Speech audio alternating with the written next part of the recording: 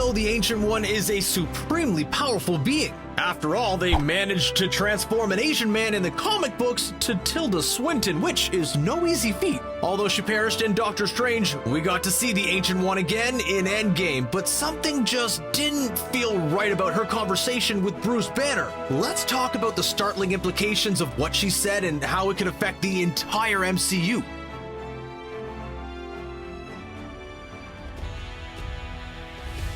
Avengers Endgame involved a lot of time travel, and as you know, that can get pretty complex pretty quickly, especially when instead of being a genius like Tony Stark or Bruce Banner, you only have pop culture references to go on. Bruce Banner travels back in time to obtain the Time Stone from the Ancient One so he can bring it back to 2023, combine it with the rest of the Infinity Stones, and undo the decimation. But the Ancient One is, for some reason, reluctant to give up the ultra-powerful Infinity Stones she's been tasked with keeping safe to a giant green stranger. Instead, she explains that removing the Time Stone would cause her current timeline to diverge, and that probably wouldn't end particularly well.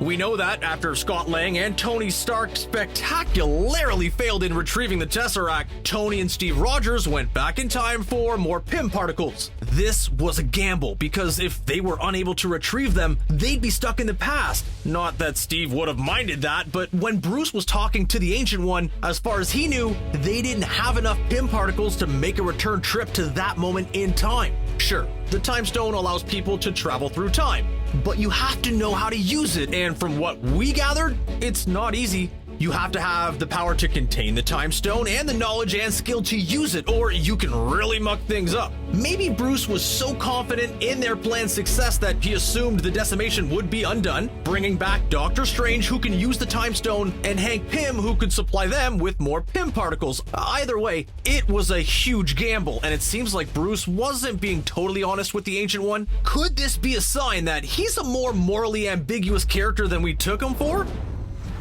In the movie Doctor Strange, the Ancient One was presented as an ultra-powerful and super-wise being, but we learned she wasn't infallible. She drew on the Dark Dimension to augment her lifespan, a decision which Karl Mordo had some philosophical differences with, to say the least. Is the Ancient One as clever as we thought, considering she handed the Time Stone over to Bruce, who didn't have the means to return it? But we know why she did it, and that's because she trusted Stephen Strange. Bruce explained that in Infinity War, Strange had willingly given up the Time Stone to save Tony Stark. It had been previously established that the Ancient One could see the future, but only up to her own demise. This means that she never saw Strange defeat Dormammu, master his powers, or become the Sorcerer Supreme. Up until that point, she knew he was super powerful, loved to break the rules, and had zero respect for the restricted section of the library. If you think about it, these two kind of had a Dumbledore-Harry Potter relationship. Just think about everything that happened to Strange following the passing of the Ancient One. He defeated Dormammu and his followers, continued to develop his talents, maintained the sanctity of the Sanctum Sanctorums, and he's even cool with Wong now. But the Ancient One didn't know any of that when she willingly handed over the Time Stone to someone who wasn't 100% sure he could get it back to her. She took a massive gamble with very little information and was betting the fate of the universe.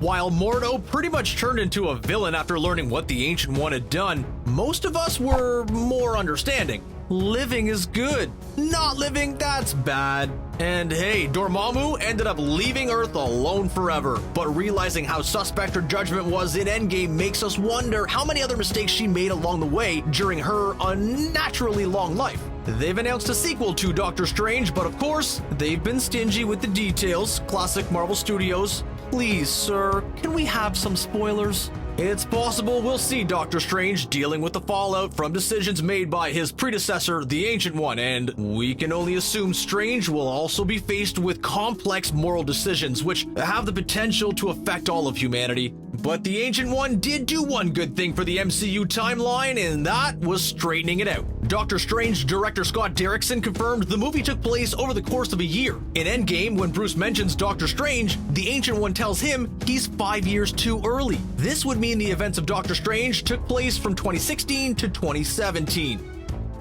what do you think about how the Ancient One has been portrayed in the MCU? Do you like the fact that she's infallible, or do you think that she's far too reckless? Let us know what you think in the comments section, and then click on the subscribe button for more videos from us here at CBR. Bye for now.